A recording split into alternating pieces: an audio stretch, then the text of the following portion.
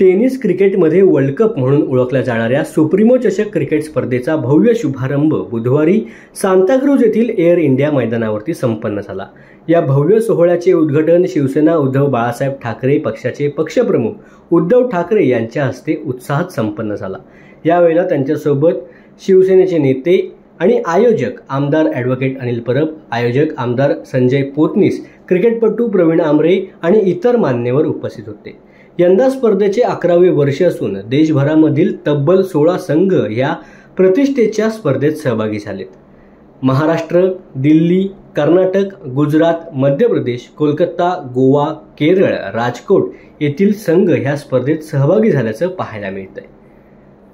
यावेळेला स्पर्धेचं कौतुक करत असताना उद्धव ठाकरे यांनी सुप्रीमो चषकाच्या बाबतीत महत्त्वाचं वक्तव्य केलं। ही स्पर्धा आता केवळ महाराष्ट्रापुरती राहिली नाही, तर देशभरामधील विविध राज्यातील संघ यात आता सहभागी होत आहेत। ही स्पर्धा देशभरात पाहिली जाते हे अत्यंत अभिमानास्पद आहे।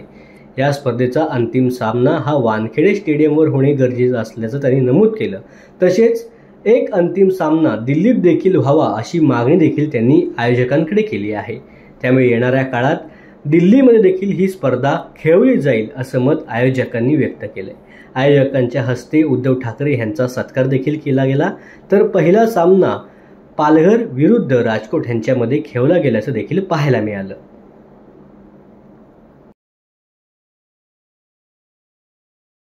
किंवा ही स्पर्धा देशभरामध्ये बघितली जाते।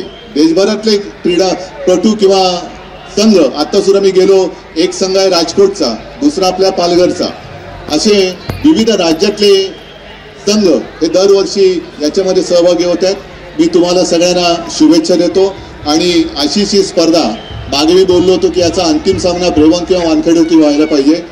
आता माझं म्हणणं आहे की तो ब्रेबॉर्न आणि वानखेडेवर तर झालाच पाहिजे, पण दिल्लीमध्ये सुद्धा याचा अंतिम सामना झाला पाहिजे। एवढ्या स्पर्धेला यश मिळो ही माझी शुभेच्छा। जय हिंद, जय महाराष्ट्र।